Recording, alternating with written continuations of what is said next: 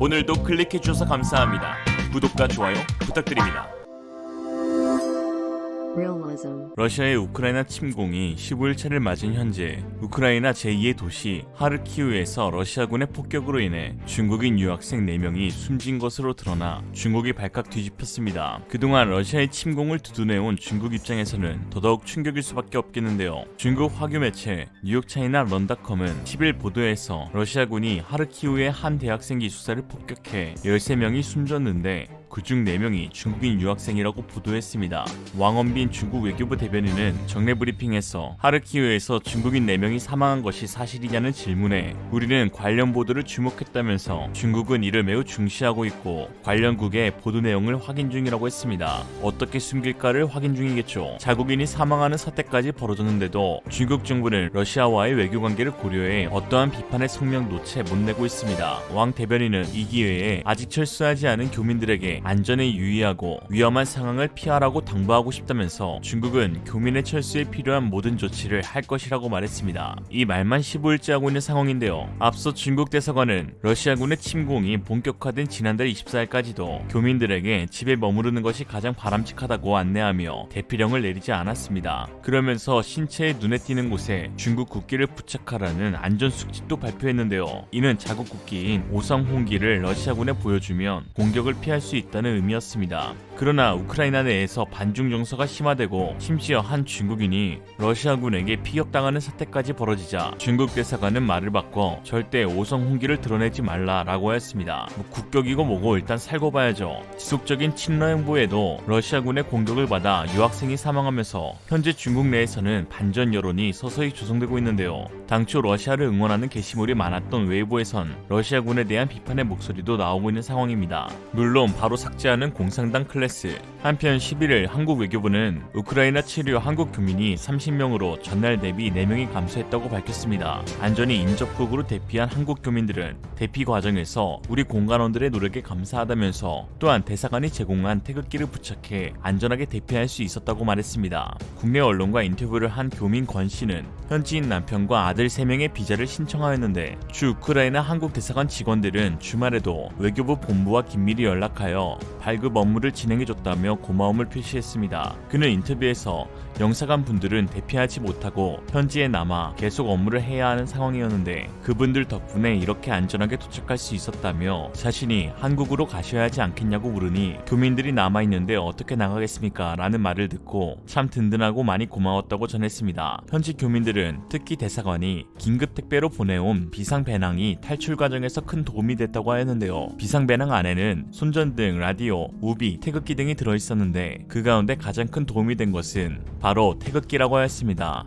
특히 루마니아 국경을 넘는 순간 태극기 효과를 톡톡히 봤다고 하는데요. 중국인 등 다른 외국인들은 국경에서 굉장히 꼼꼼히 체크당하면서 입국이 보류되는 상황을 지켜봤는데 태극기를 단 한국 교민들은 전혀 제지받지 않고 대사관 차량을 기다릴 수 있었다고 합니다. 어디업 유사국가 뻘건 행주랑은 확실히 차이가 나네요. 그래서 차이나인가? 그러면서 검문소 현지 경찰들이 한국 사람들은 따로 이쪽으로 와서 기다리라고 먼저 제안해줬고 한국인임을 밝힌 것 때문에 별다른 의심을 받지 않고 프리패스처럼 국경을 통과할 수 있었다는 느낌을 받았다며 다시 한번 외교관들께 너무 감사하고 한국인이라는 게 자랑스러운 시간이었다고 전해드리고 싶다고 하였습니다. 현재 우크라이나에서 대피하는 피난민들은 현지인 400만 명, 외국인 5만 명으로 추정되고 있습니다. 까마득한 피난 행렬에 대개 검문까지 사나흘 걸리는 일정이지만 한국 교민들은 대사관의 신속한 조치로 4시간 만에 국경을 통과할 수 있었는데요. 특히 폭격이 쏟아지고 있는 키우에서 폴란드로 대피에 성공한 한 교민 가족의 특별한 이야기가 전해져 화제를 불러일으키고 있습니다. 폴란드 도로비초에 있는 국경 검문소를 지나 태극기를 붙인 차량 한 대가 보입니다. 키우에서 폴란드로 탈출해온 정재근 씨의 가족이었습니다. 정재근 씨는 한국인 아버지와 우크라이나 어머니 사이에서 태어나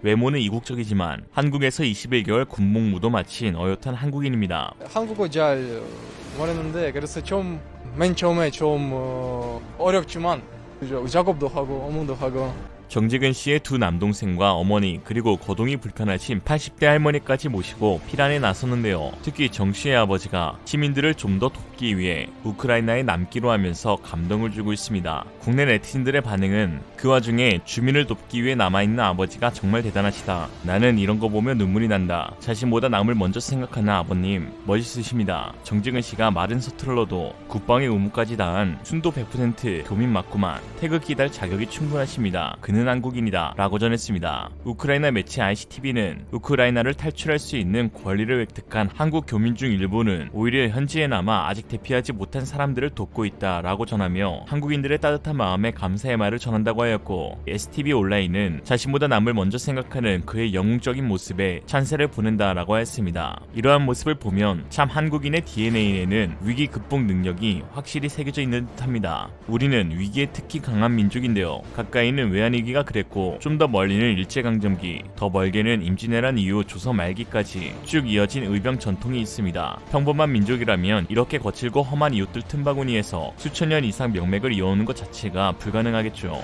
최근 파라과이에 거주 중인 참전용사 70대 한인 동포는 사업장에 침입한 무장 절도범들을 총으로 물리치고 일당 중 한 명의 검거를 도운 것으로 밝혀져 현지에서 크게 화제가 되고 있습니다. 10일 파라과이 언론 ABC 콜로르에 따르면 지난 6일 산로렌스에 위치한 한국교민 김씨가 운영하던 정육점에 3인조 도둑이 침입했습니다. 사업장 바로 옆에 거주하던 김씨는 망가진 자물쇠를 보고 순간 직감적으로 도둑이 침입했다는 것을 깨달아 소지한 총기로 절도범들과 맞섰습니다. 출입문 기둥을 방호벽 삼아 침착하게 대응하였는데요. 현지 언론이 공개한 CCTV 영상에서 차를 타고 달아나던 범인들이 철제 대문 안에 있는 김씨에게 총을 쏘자 김씨도 몸을 피하면서 대응 사격하는 모습이 담겼습니다. 김씨는 지난달에도 자신의 사업장에 침입한 흔적을 파악하고 총기를 미리 허가받는 등 대비하고 있었다고 하였는데요. 매체는 70대의 고령인 이 남성은 수적 열세에도 불구하고 정당한 자기방어 능력을 선보였고 결국 범인 검거까지 직접적인 도움을 주었다라고 하였습니다. 황윤아 주 파라과이 대사관 경찰 영사에 따르면 피해자는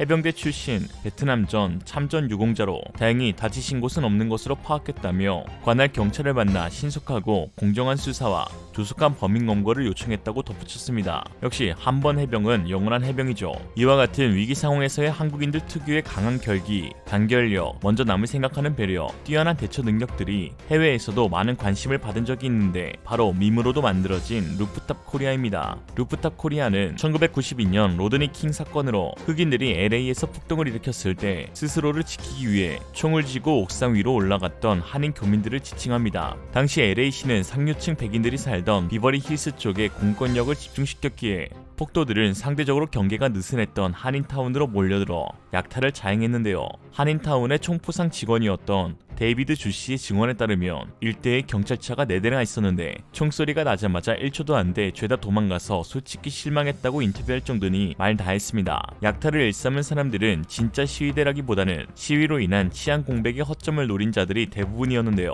그러나 이들 약탈자들이 간과한 한 가지 사실이 있었습니다. 바로 한국 남자들 대부분이 군필자라는 것이었죠. 이 당시 한인들 역시 징병제로 인해 대부분의 성인 남성들이 군복무 경험이 있었고 특히 경우에 따라서는 6.25 전쟁이나 베트남 전쟁 참전 경험자들이 덜어 있었기에 시가전에서도 발군의 대처 능력을 선보일 수 있었습니다. 아메리칸 드림을 꿈꾸며 미국에서 부지런히 살아온 이들 한국 교민들은 스스로 재산과 가족을 지키기 위해서 총을 들었습니다. 이렇게 폭동 속에서도 약탈당하지 않고 정상 영업을 계속한 가게들은 옥상에서 총 들고 지킨 곳들이었습니다. 이들은 AM 라디오를 통해 피해 상황을 주고받았으며 1층에는 자동차로, 옥상에는 모래주머니로 벙커를 만들고 피하 식별을 위해 흰 끈을 머리에 맸습니다. 미국 언론에서 이런 모습이 방영되자 폭도들의 한인타운 침입은 점차 줄어들었고 상황 진정을 위해 뒤늦게 한인타운에도 주 방위군이 들어선 뒤에야 비로소 루프탑 코리안들도 총을 거두고 옥상에서 내려왔습니다. 최근 미국을 중심으로 해외 SNS에는 이러한 루프탑 코리안 단어가 스스로를 지키자 라는 밈으로 사용되고 있는데 해외 네티즌들은 우리도 루프탑 코리안이 되자,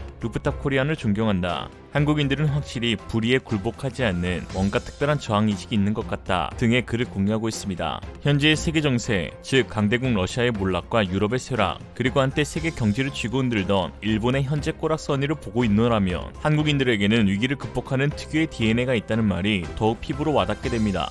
역사상 1000번에 가까운 외세의 침략에도 불구하고 고유의 문화와 언어를 지킨 나라, 세계에서 가장 가난한 나라에서 세계 경제대국 10위의 나라로 발돋움한 나라, 그 나라가 바로 한국입니다. 한편 중국에서 러시아의 우크라이나 침공에 대해 강력하게 규탄하고 이를 지지하는 중국 정부에 쓴목소리를 내는 양심 있는 중국인들도 존재한다고 해서 화제입니다. 그럼 한번 알아보겠습니다.